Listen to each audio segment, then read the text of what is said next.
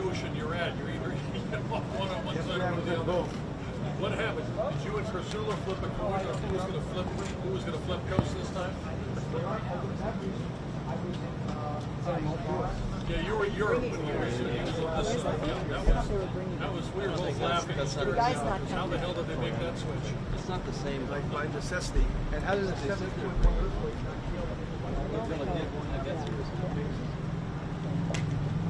Just because where things happen.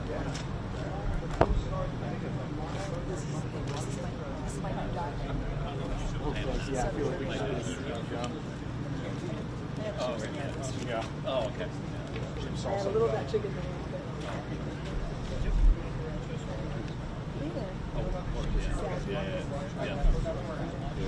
You guys are going to move back, aren't they?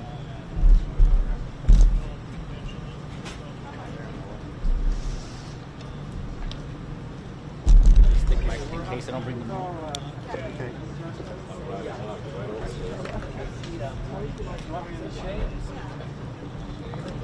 No, if I NTSB or over on this side. I'll go. We can all go back.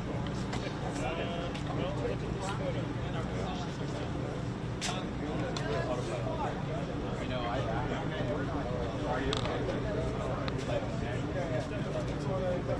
give me a second. Yeah.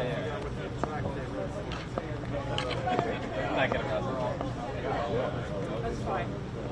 Well, except oh, I see what you're saying. Give me a second to learn my mind.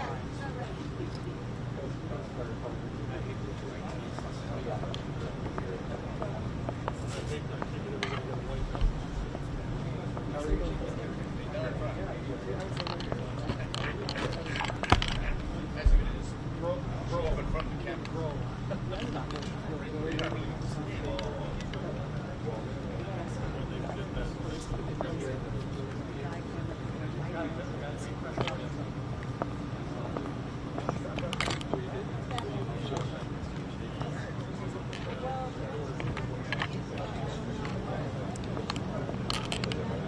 They know better.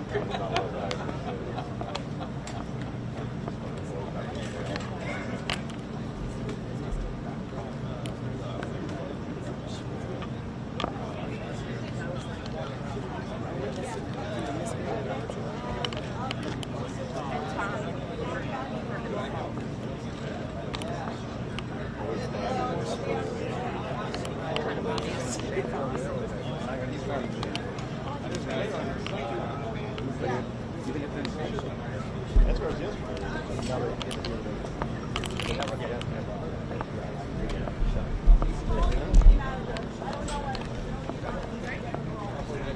All right, get it out.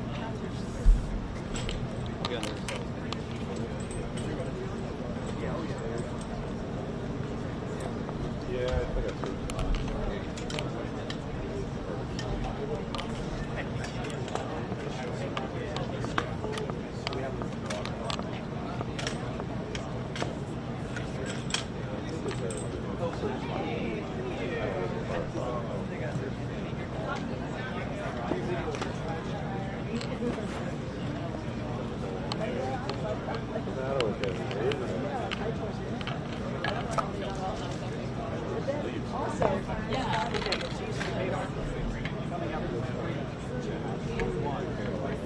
No additional survivors of the recovery victims from the deadly bush fire.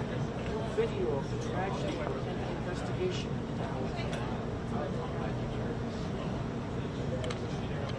Are they happy?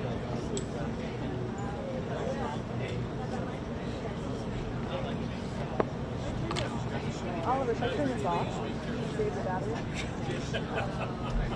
I can go lay it up there. We might just. Step over here from there. There we go. Love to see you sit there. You try to walk over. You do a face plant live on camera. Oh, you haven't.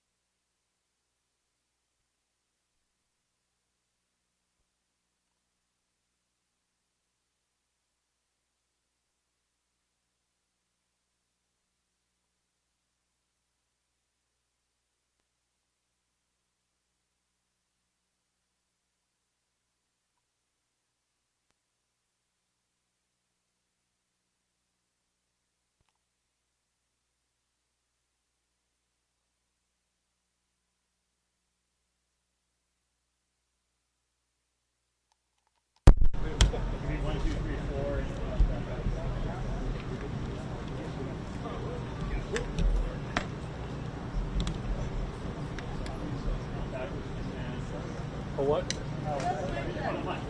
You want a mic check? You're sure? For me. 1, 2, 3, 4, 5, 6, 7, 8, 9, 10. Yes. You think you can hear me, all right? All right, fine. Are we on the access channel? You can hear me, not a problem. All right, I'm going to stand by on phone. Put me to your ear or put Matt to the ear, one of the two, but when I tell you the person's coming on up to do it, we're going to do it, okay? Well, tell him to pick up the phone the second he walks there, okay? All right, fine. Fine. One more sound check. 1, 2, 3, 4, 5, 6, 7, 8, 9, 10. It's a microphone. It works in theory. And if it doesn't work, well, we're going to do it with sign language, including the use of fingers. All 10, not just one. We're screaming right now. They're screaming? Screaming. Fine.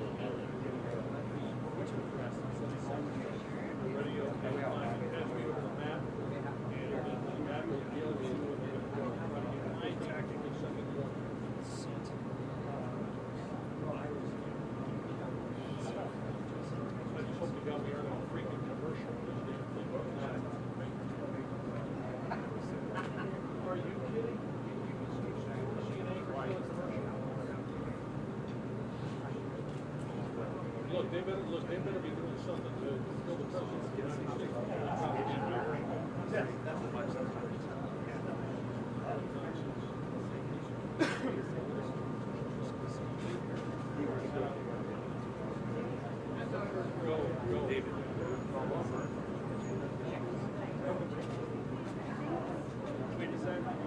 You better hope there's not a real good.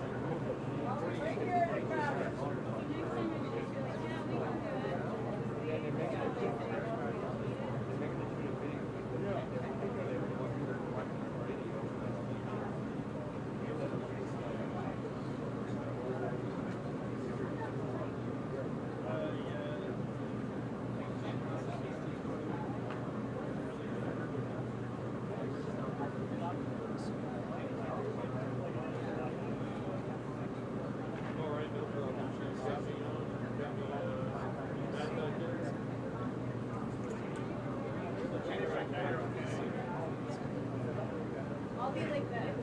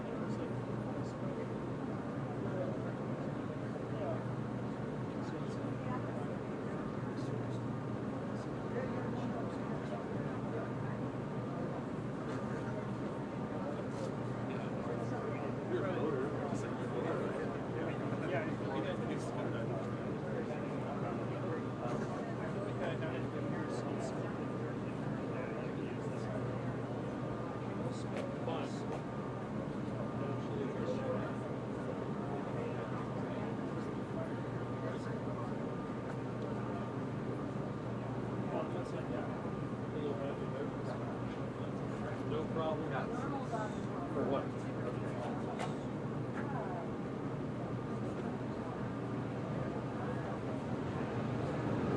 Wonderful. You're on the access line. Do you hear it? How's this? 1, 2, 3, 4, 5, 5, 4, 3, 2, 1. You got it? Fantastic. Okay. When you hear me yell that they're coming to the podium, it's going to be about 15 seconds or less. So when I yell to you, you better tell that anchor to do a talk up quickly and drop any commercials or whatever the hell else he has on the air. All right, then fine.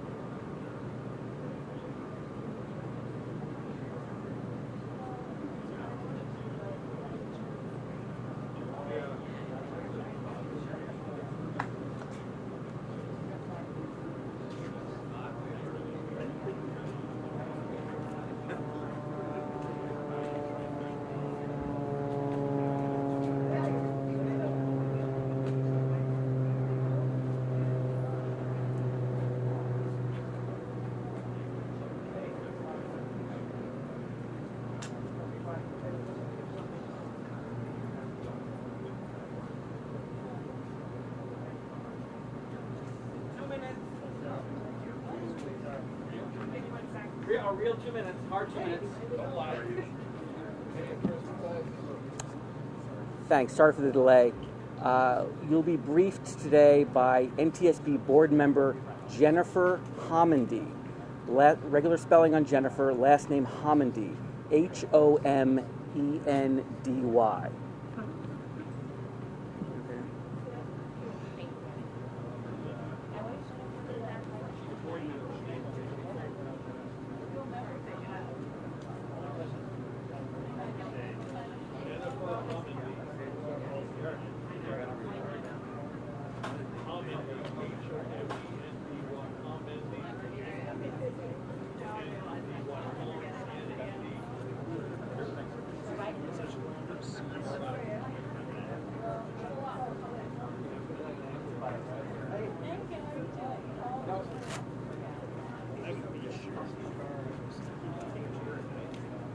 Sorry.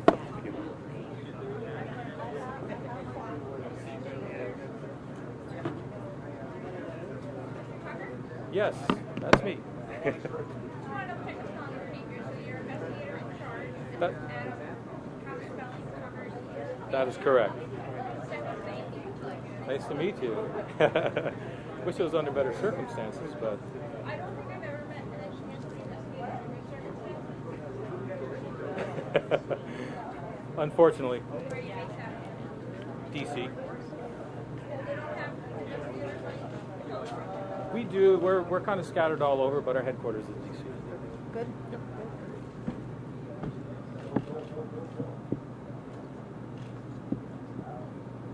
Thank you for joining us. My name is Jennifer Homendy, and I'm a board member with the National Transportation Safety Board. The NTSB is an independent federal agency charged by Congress with investigating every civil aviation accident in the United States and significant accidents in other modes of transportation.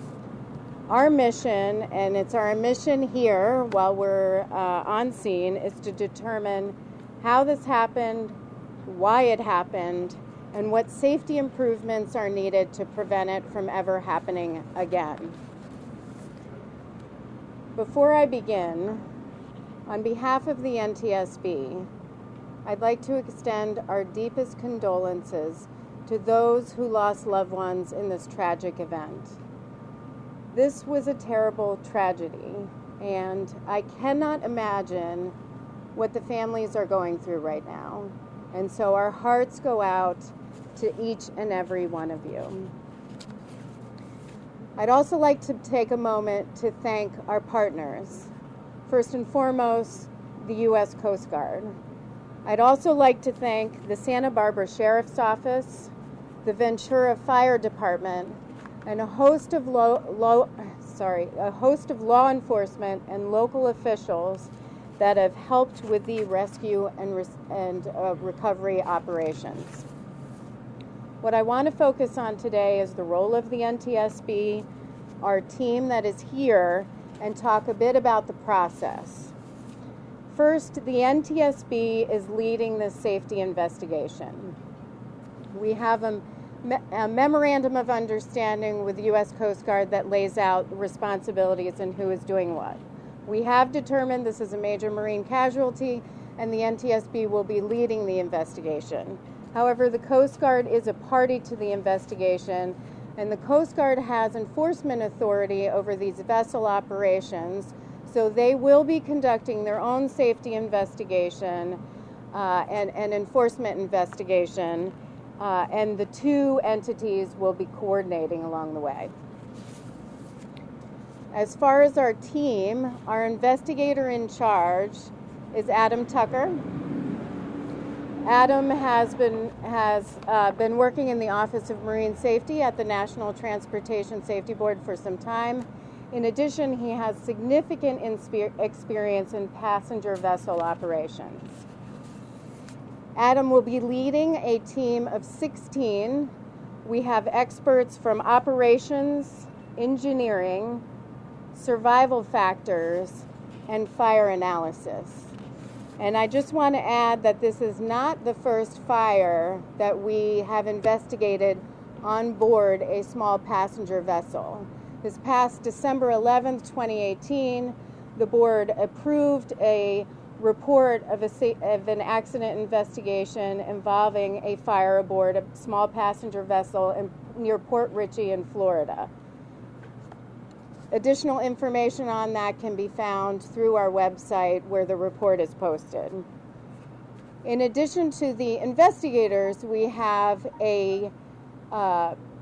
three staff from our family assistance team that is working with the response community to provide the families with the resources and the information that they need. As far as our process, the NTSB arrived on scene at 10 a.m. today, Pacific Daylight Time. We immediately received a very thorough briefing from the U.S. Coast Guard, where we began to get a lay of the land, and then we began to organize our thoughts around the investigation and our process. Tonight, we will have an organizational meeting where we will likely establish parties to the investigation. Parties mean individuals that have technical expertise that help us obtain the factual information that we need in order to conduct our safety investigation. In addition to that, we will likely form investigative groups. These are smaller groups that will drill down on specific aspects of the investigation. We've also begun to identify witnesses and others that we would like to interview and document the types of materials that we need to obtain as part of the investigation. We expect to be on scene about 7 to 10 days. During that time, our investigators will be collecting the perishable evidence. We will not be determining the cause of the fire while on scene. That comes later in the investigative process. Nor will we speculate on the cause. However, we will provide factual information as it becomes available. So I'd like to direct everyone to monitor our Twitter feed at NTSB_newsroom, where we will be posting when we will have the daily press briefings. In addition to that, we are asking the public for some help. We are asking for photos, videos, or any other information that you think will help us in the safety investigation. Please email us at witness@ntsb.gov. That's witness@ntsb.gov. With that, I'm going to take a couple of questions. Please raise your hand. I'll call on you, and then give me your name and your affiliation. Mark Quimby, Los Angeles Times. You talk about paint a picture of how your team will start with such a low flow of water we wouldn't encounter. No, we won't. The question is, how will we begin? Will we wait until the boat or the vessel comes out of the water? No, our investigation has already begun. We've already begun having discussions, like I said, with our fantastic partners, the U.S. Coast Guard and others. We've begun to obtain factual information and documents. We've reached out to develop a list of people that we would like to interview. And as I said, the investigation actually began before we even arrived on scene. It's just we try not to arrive while rescue and recovery is ongoing. Yes. Steve Budden with CBS News. Yes. I want to ask you a two-part question. First of all, and I know you're limited in what you can say. I'll go through that without you to say more than you can. But can you tell us generally what key questions you want to see answered in this investigation? And number two, can you tell us, give us an idea of who you want to interview? The question is, what key questions are we going to want to ask, and what types of people are we going to want to interview? I'll take the second one first. We're going to want to interview the surviving crew members. We're going to want to interview the companies that were involved. will want to interview, for example, the first responders, certainly the Coast Guard and others. As far as the key questions that we want to get answered, I think it's a bit early to tell on what key questions we want to be answered. What I will say, for example, there is information that we will want to obtain. We look at the vessel, we look at the crew, the operations, and we look at the environment in which they're operating. So obviously we're going to want to look at training. That includes firefighter training. We're going to look at survival factors. We're going to want to know what fire extinguishers were on board. We're going to want to know were there life jackets on board, were there lifeboats. That's the type of information we're going to want to find out. Yes. In the intel dump you've gotten so far, have you talked to any of the dive teams, or do people talk to the dive teams, those who've seen what's on the boat, get the physical layout of what happened to it, any photographs they may have taken? Has any of that material come to your people so far? The question is, have we talked to the dive teams and have we received information? I think I'm going to ask Adam to talk about that. To answer your question, no, we have not spoken to any of the dive teams. From what I understand, they're still in an active recovery right now. Right, and while they're and just to add to that, while they're in recovery mode, that's not something we want to interfere with. That's the first priority is rescue and recovery. Our investigation is always second, but we will be doing that along the way at some point. Yes. So, based on what you know so far, how confident are you that you'll ultimately be able to come up with a cause of this fire? I am 100% confident that our investigators will determine the cause of this fire, why it occurred, how it occurred, and what is needed to prevent it from happening again. Absolutely.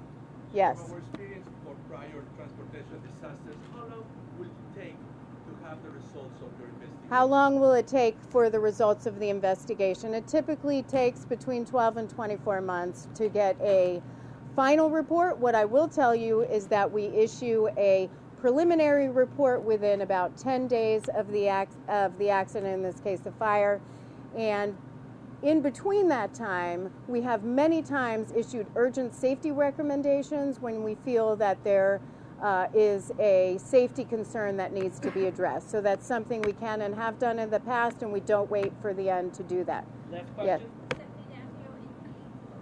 Is there on this type of vessel, will there be a kind of black box that would aid in your investigation? And what's the thing that you think will help determine cause and origin in a boat that's pretty much wrecking? The question is there a black box? Do you want to talk about the Mayday call? Yep, go ahead. Regarding the black box, there is no requirement for a vessel of that size to have a black box on board. Furthermore, we have not been informed that the vessel was fitted voluntarily with a black box. Right. What was the second part?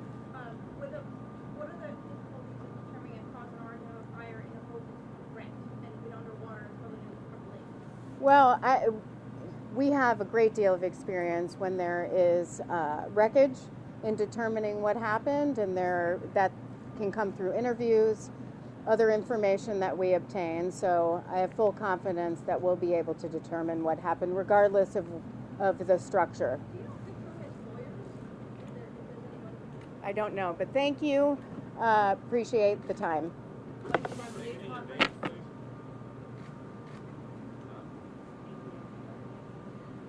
For the next few days, we'll be doing daily press conferences as long as the information comes. We'll be trying to do daily press. We'll be doing daily press conferences for at least for the next few days. And you can follow us on Twitter at NTSB_newsroom, where the next press briefing will be, details will be put on there. And can you spell Jennifer's last name? Sure, Jennifer Homendy, HOM as in Mary, ENDY. And Adam, And she's a NTSB board member. Adam's last name? Eric.